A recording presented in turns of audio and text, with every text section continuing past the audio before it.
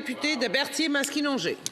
Madame la Présidente, semaine après semaine, je me lève en cette Chambre pour demander que les agriculteurs reçoivent les compensations qu'Ottawa a promis après les avoir trahis dans le libre-échange. Semaine après semaine, la ministre me dit que ça s'en vient. Au fil des semaines, on est rendu à 2 ans. Quand le gouvernement va-t-il livrer les indemnisations promises aux producteurs de lait pour les prochaines années? Quand va-t-il s'entendre avec les producteurs de volailles, d'œufs et les transformateurs? Pourquoi les forcer à se battre durant des années pour l'argent qu'ils ont promis? Bravo! Le ministre de l'Agriculture et de l'Agriculture. Okay.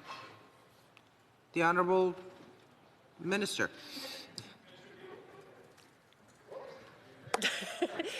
La technologie, quelquefois, il faut se coordonner. Donc, Madame la Présidente, je peux vous assurer que notre engagement est toujours aussi ferme à l'égard des producteurs sous gestion de l'offre et des transformateurs aussi.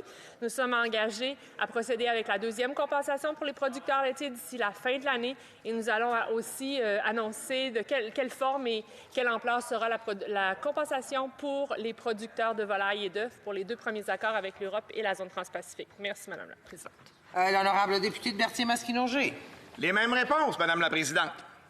Les coopératives agricoles avaient un bon programme qui les aidait à avoir accès à du capital pour réinvestir dans leurs entreprises, le programme à imposition différée.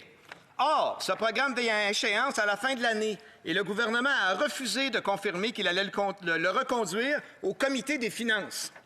Le mouvement coopératif joue un rôle crucial dans l'agriculture québécoise et dans notre souveraineté alimentaire. Est-ce que le gouvernement va aujourd'hui confirmer que le programme sera reconduit et qu'il n'abandonnera pas les coopératives agricoles? Les gens sont inquiets, Madame la Présidente. Honorable ministre. Merci, Madame la Présidente. Alors, je peux vous assurer qu'on reconnaît l'importance du secteur agricole pour notre économie sous toutes ses formes. Et d'ailleurs, c'est clairement dit que les producteurs, les transformateurs vont être une partie importante de notre plan de relance. Je peux vous assurer que cette particularité fiscale pour les coopératives agricoles est à l'étude en ce moment. Merci, Madame la Présidente.